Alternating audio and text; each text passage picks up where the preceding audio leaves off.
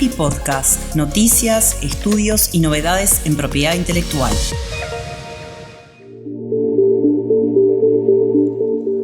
Hoy compartiremos la investigación efectuada por el Comité de Patentes de ACIPI sobre las licencias obligatorias en pandemia. ¿Qué flexibilidades existen? ¿Qué incidencia tiene? ¿Cómo abordan este tema los países latinoamericanos? Con ustedes, Christian Bittel.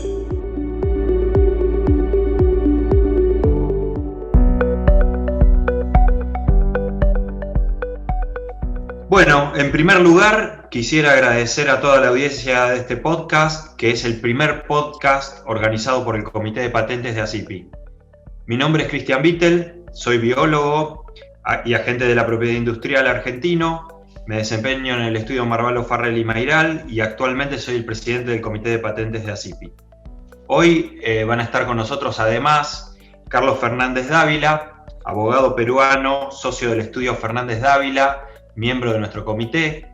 También Andrés Rincón, otro miembro de nuestro comité, abogado colombiano, socio director del Departamento de Patentes de Caballera Abogados.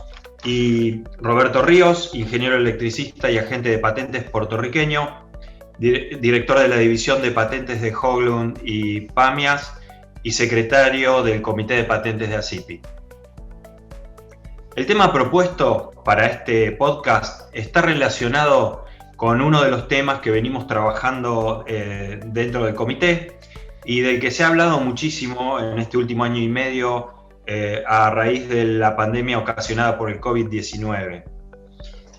A pesar de que se ha hablado tanto, es un tema que de alguna manera no pierde actualidad debido a las negociaciones que actualmente tienen lugar en el ámbito de la OMC en relación con un waiver o flexibilidades que se están proponiendo a la propiedad industrial en inventos relacionados con coronavirus. Las licencias obligatorias constituyen una autorización temporal a un tercero para la explotación de un invento patentado.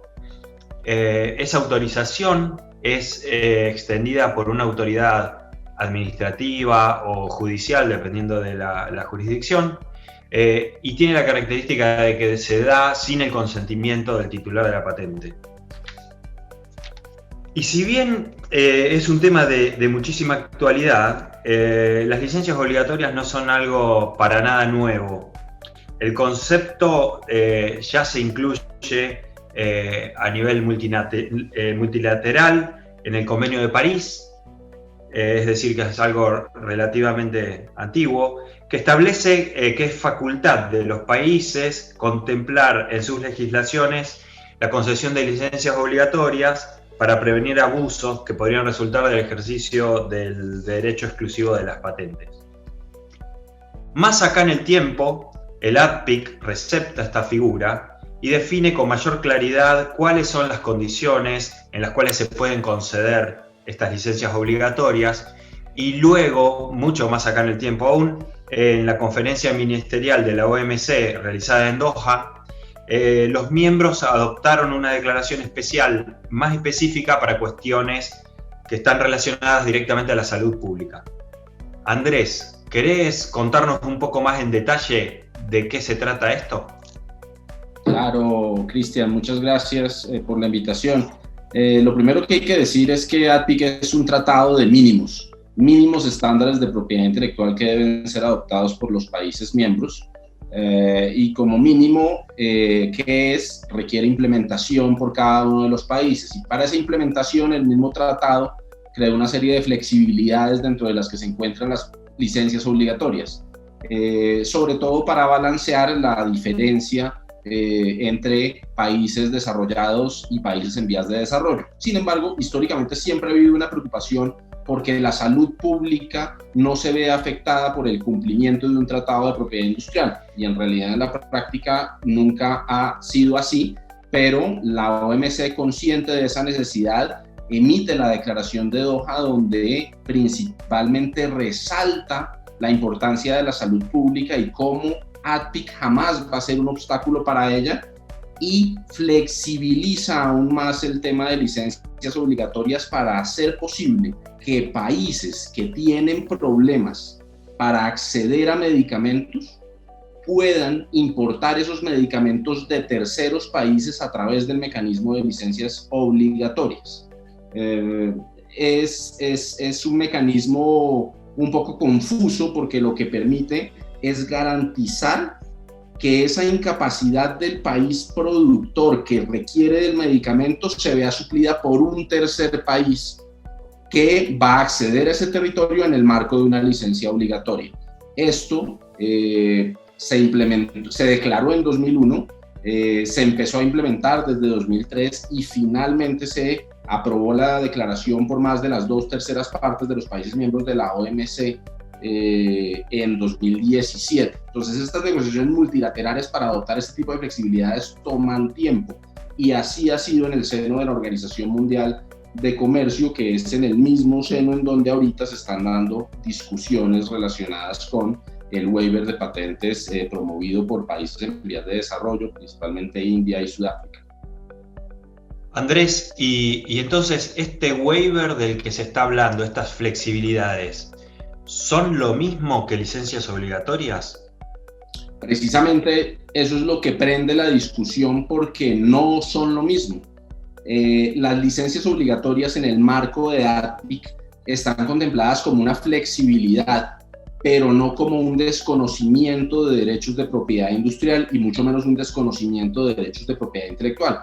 Cuando se estudia la propuesta de waiver y los recientes pronunciamientos de países como Estados Unidos a ese respecto, lo que se pretende es una suspensión de derechos de propiedad intelectual que abarca no solo patentes, sino derecho de autor, marcas, secretos empresariales, patentes, evidentemente, y pretende la inaplicabilidad del derecho, mientras que la licencia obligatoria lo único que altera es el consentimiento del titular, pero nunca el desconocimiento de su derecho. Esa es quizás la gran diferencia y donde se prende la polémica. Excelente, Andrés. Entonces, ¿cuáles son las condiciones que se deben dar para la aplicabilidad de una licencia obligatoria de acuerdo con el ADPIC? ADPIC, como te digo, contempla unos estándares mínimos y asimismo contempla unos estándares mínimos aplicables en el marco de licencias obligatorias. Y esos estándares mínimos están dados para que haya un balance entre acceso al producto en un mercado determinado y derechos del titular de la patente. Y en ese marco, de manera general, para todas las licencias obligatorias, que no solo se dan por razones de salud pública, sino muchas veces por interés público o por seguridad nacional o diferentes aspectos que contemplan un interés general sobre un interés particular, lo que hace ADPIC es, primero, limitar las licencias obligatorias al abastecimiento de un mercado que lo requiera. Y segundo, balancear eso imponiendo la obligación de reconocer siempre los derechos del titular. Por eso, entre los requisitos que establece para poder decretar una licencia obligatoria, tiene que ser respecto de un caso específico y además tiene que haber lo que se ha denominado una remuneración adecuada al titular de la patente.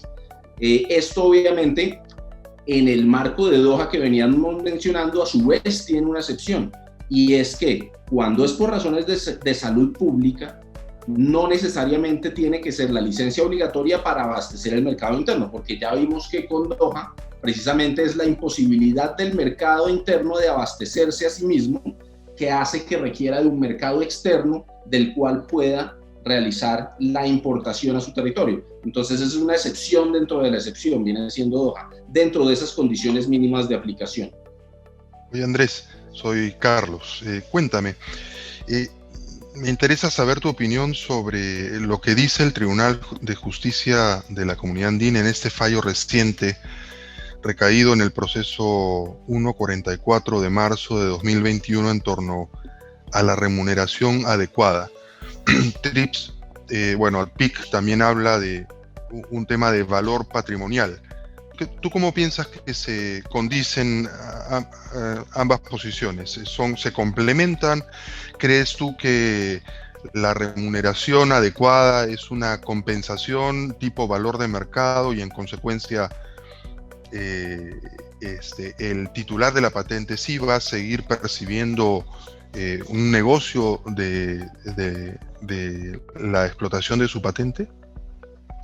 Pues precisamente el tema de la remuneración adecuada es uno de los temas más sensibles al momento de decretar una licencia obligatoria, porque más allá del decreto de la licencia obligatoria como tal, está la determinación de esa remuneración, y para poder determinar esa remuneración se debe tener un conocimiento muy claro de cuál es el mercado que se pretende abastecer, y notando siempre que lo que se quiere controlar es el desabastecimiento o la insuficiencia en el abastecimiento.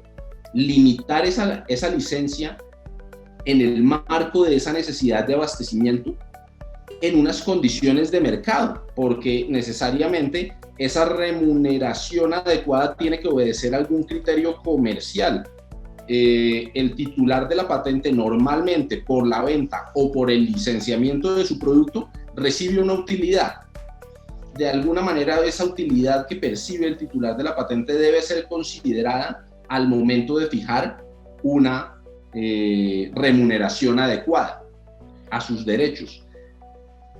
¿Cuál es ese monto de esa remuneración? Hay diferentes criterios que se pueden utilizar para establecerlo. Por ejemplo, si es un producto que en otros territorios ha sido licenciado voluntariamente o incluso obligatoriamente a terceros, ¿a qué precio se ha licenciado? ¿Cuál es la regalía que se tiene que pagar en últimas? Pero también tiene que tener en cuenta la otra cara del mercado, y es que para el licenciatario la regalía es un costo, y nadie está actuando aquí como una monjita de la caridad. Para todos tiene que ser un negocio, y si el licenciatario tiene que asumir un costo, ese costo lo va a trasladar al precio que va a llegar al mercado.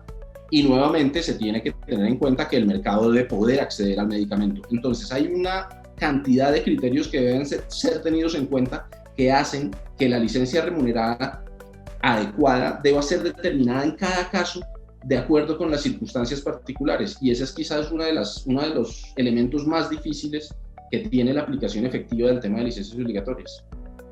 Así es, y con criterio técnico además, no con criterio político, y eso es uno de los temas que también introduce este fallo, me parece magistralmente, al señalar que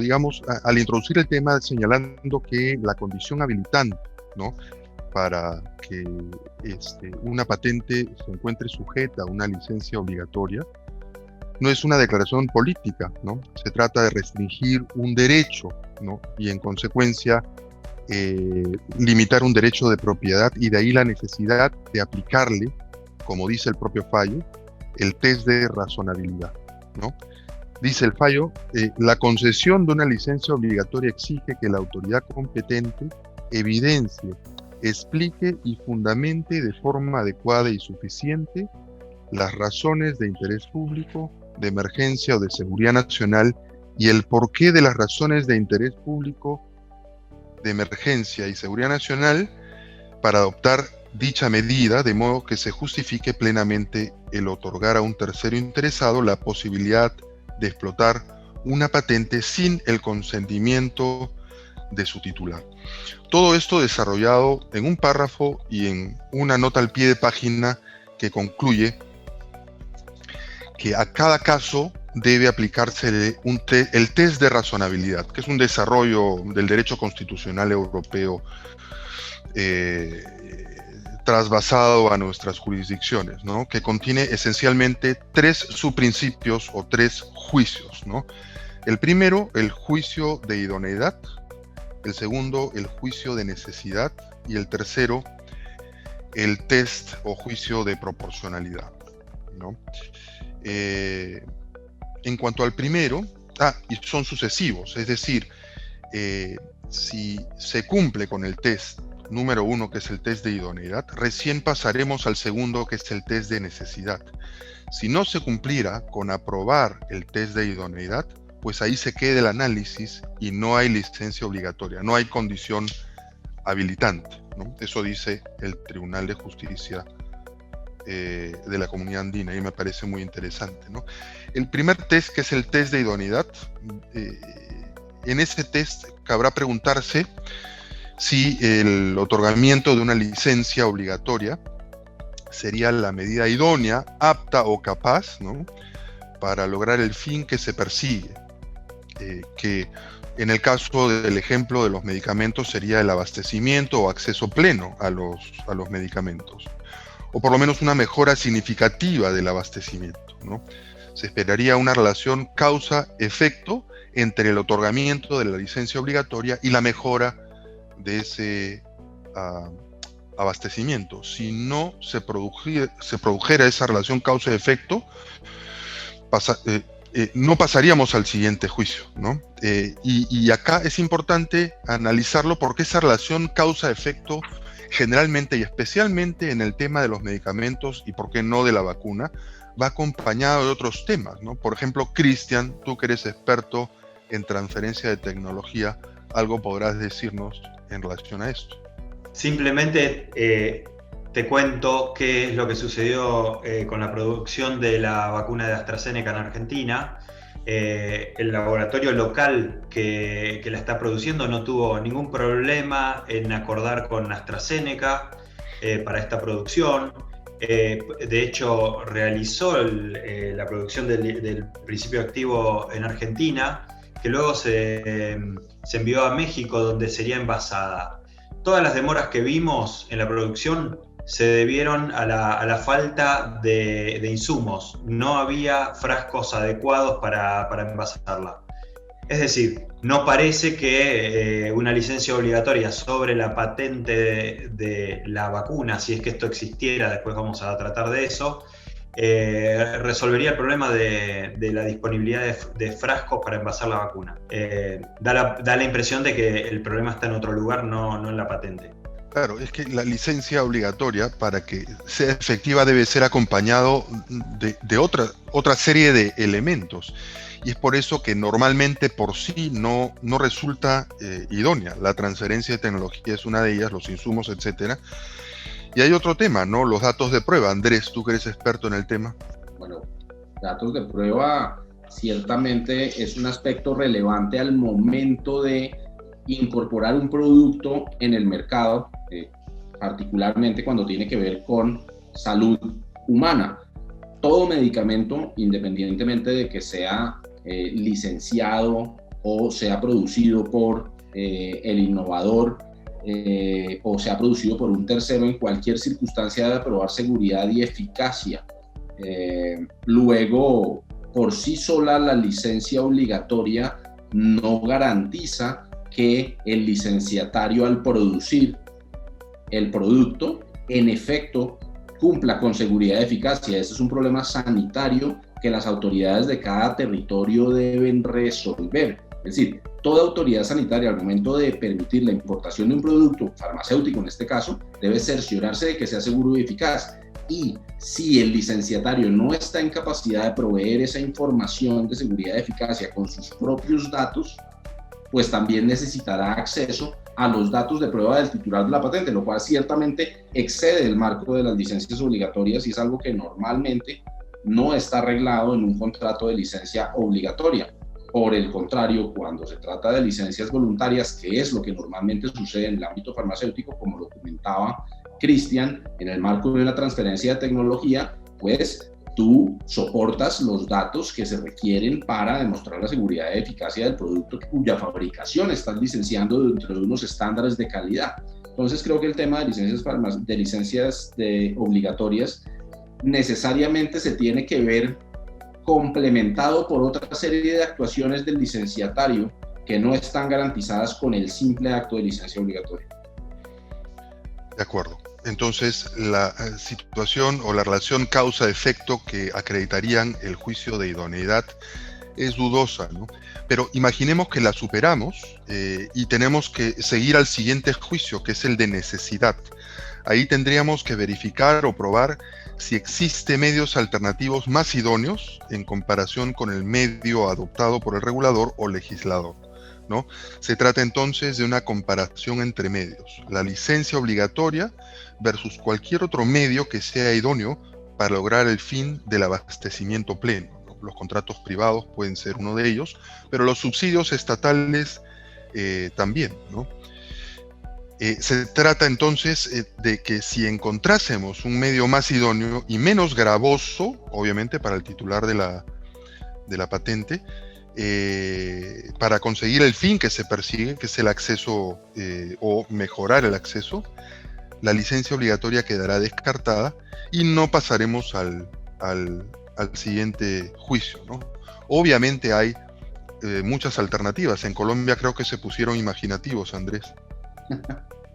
En Colombia siempre han sido muy creativos y particularmente en el tema de licencias obligatorias, normalmente siempre se ha reducido a una discusión que no gira en torno al acceso, pero gira en torno al precio.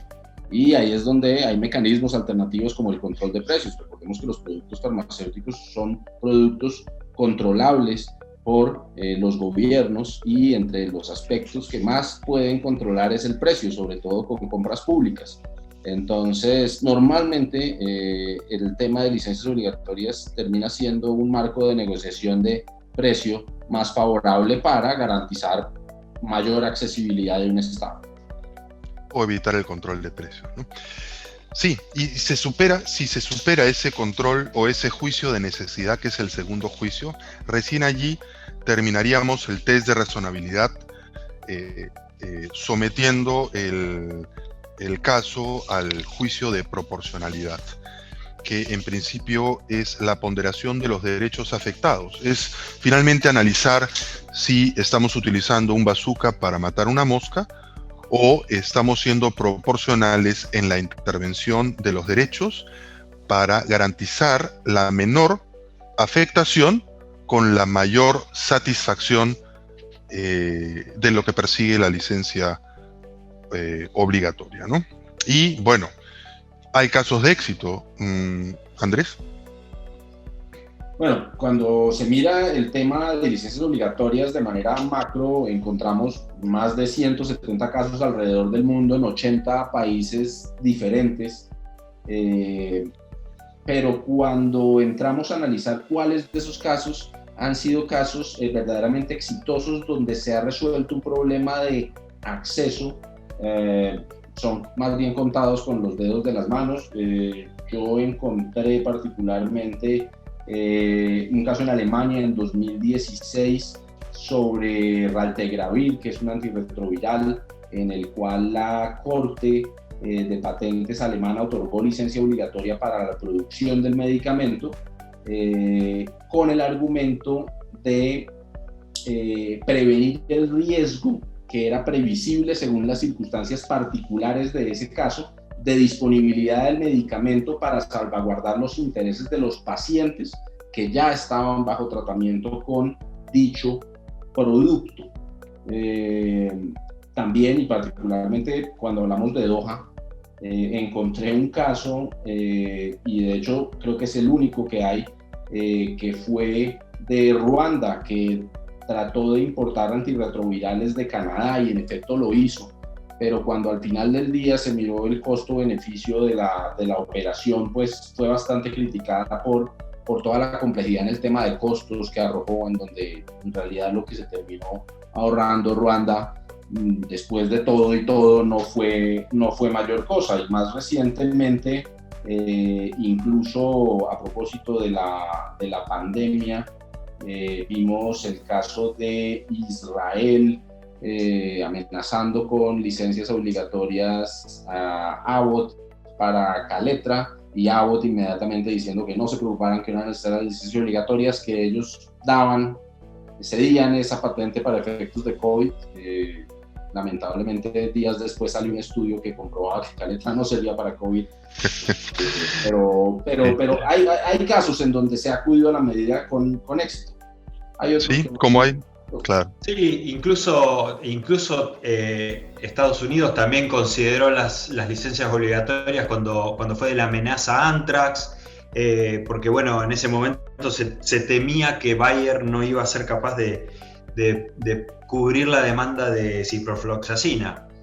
Así que también países centrales han echado mano a esta herramienta.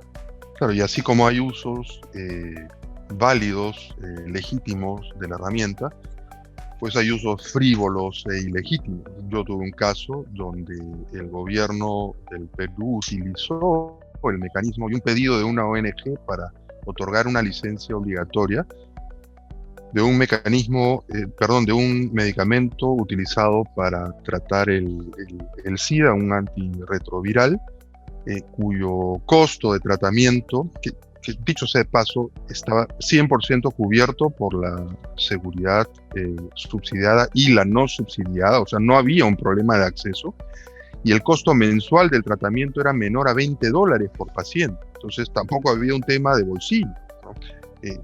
Ni un tema que pusiera en peligro la sostenibilidad del sistema de salud pública. Sencillamente el gobierno utilizó el mecanismo y la amenaza para sentar al laboratorio y lograr una mejora en el precio. Entonces, hay usos exitosos y legítimos del sistema, como puede haber usos políticos y frívolos del mismo, ¿no?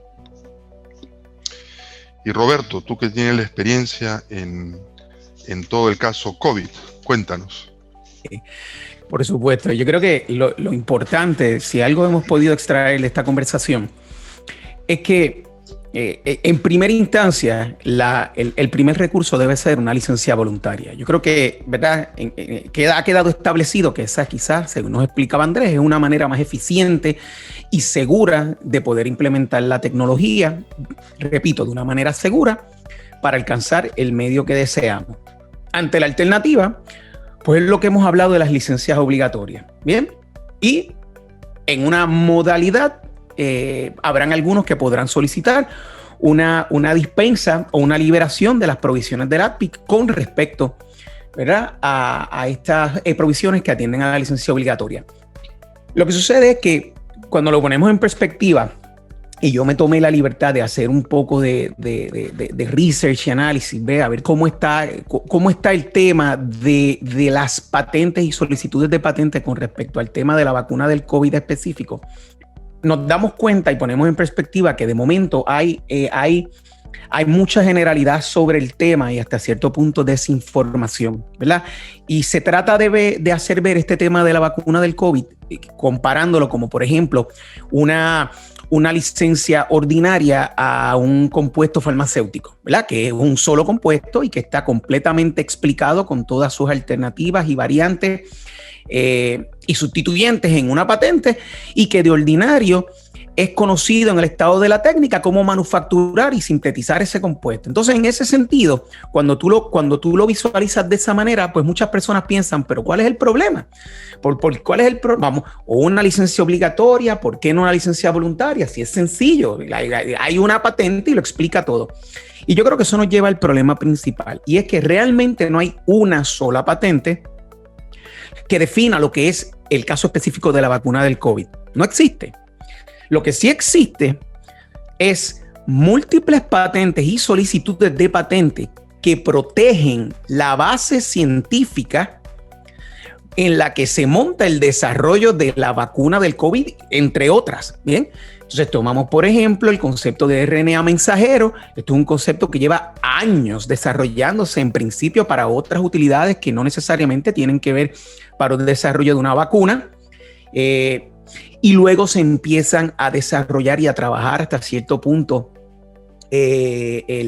los extractos de DNA específicamente, ¿verdad?, para el SARS y el COVID. Y todo esto se ha juntado y mezclado para poder llegar a este desarrollo, que es lo que tenemos las vacunas al día de hoy. ¿Qué sucede con esto?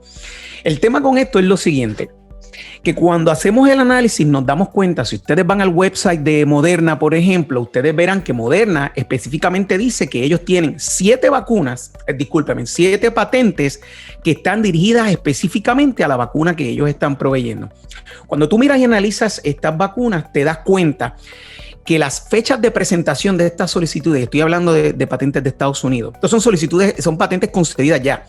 Las fechas de presentación retrotrayéndose hasta solicitudes provisionales. Estamos hablando de 2015. En el 2015 ni se pensaba que íbamos a tener un COVID-19. Bien. Y todas son continuaciones, no es que hayan añadido algo nuevo, es que son continuaciones sobre continuaciones sobre continuaciones, así que no hay materia nueva en este aspecto. Y eso pone entonces de manifiesto el otro problema sustancial cuando hablamos de una licencia o de licenciar, ¿verdad? Vamos a ponerlo de esta manera. Y es que hay muchas compañías envueltas en términos de la protección de esta base científica para el desarrollo de la tecnología. Entonces, en la implementación hay licencias sobre sublicencias sobre licencias cruzadas. Hay muchos actores envueltos, no solamente farmacéuticas.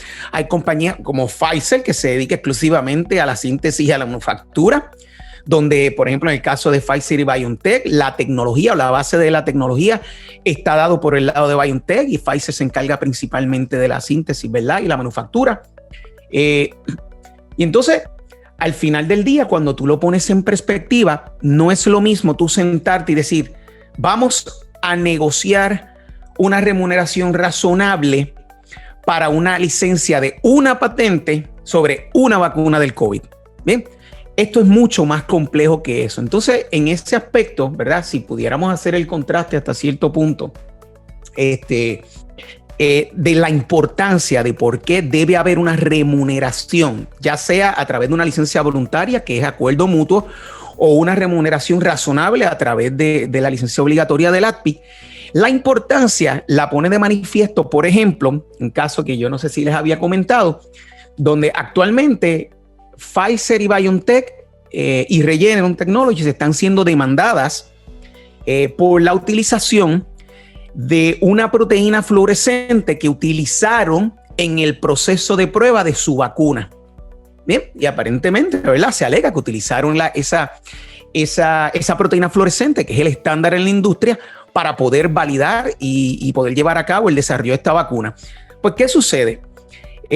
Como bien decía Andrés y comentaba Carlos, todo este tipo de consideración ya hasta cierto punto está considerada a la hora de tú negociar la remuneración, ya sea voluntaria, de acuerdo mutuo, o a través de una licencia obligatoria que sea razonable. Y yo creo que eso es importante señalarlo porque, ¿verdad? Y sin animosidad alguna y entrar en un debate, pero haciendo un contraste de lo que representaría una licencia voluntaria o una obligatoria, ¿verdad? Que es lo que estaríamos potencialmente hablando, versus una liberación, que es en el caso específico de la vacuna del COVID, de las provisiones del ADPI, pues tendríamos que tener mucho cuidado y ¿verdad? Y ver la razonabilidad a la hora de escoger qué mecanismo vamos a utilizar. Al final del día, habíamos comentado que independientemente cuál sea el mecanismo, sea una licencia obligatoria, voluntaria o liberación de provisiones, actualmente no sabemos si eso realmente viene a suplir el problema de demanda que haya. No queda meridianamente claro.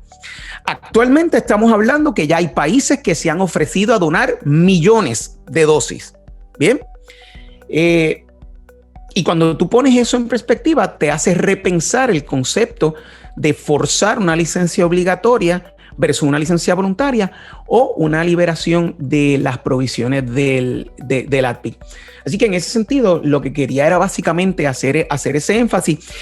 Hay actualmente solicitudes que están patent pending, ¿verdad? Que están en su proceso de examinación, que probablemente no se han publicado todavía y no sabemos qué otros aspectos van a cubrir.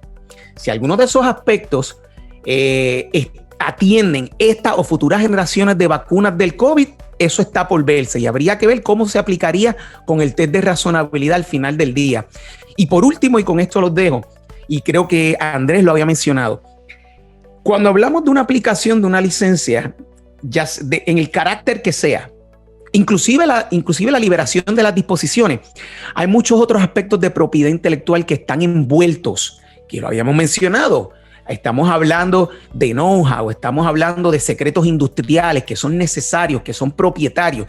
Y como hay muchas licencias y sublicencias y compañías envueltas, bien, pues tú tendrías que aquel que está sujeto a las obligaciones de una licencia probablemente también tiene un acuerdo de confidencialidad y está sujeto ¿verdad?, a la utilización de esa tecnología propietaria y know-how. Y todo esto se tiene que ver en el contexto de una negociación. Entonces, esto no es una negociación de un ente versus otro. Esto es una negociación multisectorial, si tú me preguntas a mí. Y en ese sentido, yo creo que las licencias obligatorias, aunque no alcanzan el nivel, como decía Andrés, ¿verdad?, de quizás llegar un poco más allá de estos otros aspectos de propiedad intelectual que inherentemente están envueltos en la implementación, van en esa dirección y ciertamente creo que se deben complementar. Bueno, muchas gracias a los tres por la participación, interesantísimos todos los puntos de vista. Creo que nos queda bastante claro que este waiver o flexibilidades de las que se está hablando no son exactamente lo mismo que una licencia obligatoria, que es algo bien diferente. Una licencia obligatoria es una medida que se da en unas condiciones muy definidas, con un sustento que tiene que ser de naturaleza técnica y no de naturaleza política. Y bueno, y más allá de cuál sea la solución que uno busque al problema de abastecimiento, en este caso de vacunas y medicamentos relacionados con el COVID, nunca hay que perder de vista la importancia que tiene la propiedad industrial, porque la propiedad industrial es la que hizo posible que en un plazo muy cortito, de menos de un año, es más, diría en unos pocos meses, tuviéramos disponibles una cantidad importante de vacunas. Eso no sucede del día para la noche, eso no sucede de la mañana a la noche, sino que es un proceso que se da a lo largo del tiempo, que hacía, como mencionó Roberto, hacía años que estas compañías venían desarrollando estos productos, y el motor de todo ese avance es y fue la propiedad industrial. No hay que perder eso de vista en el momento de buscar soluciones, porque afectar a la propiedad industrial es afectar a las posibilidades que vamos a tener para salir de la próxima pandemia.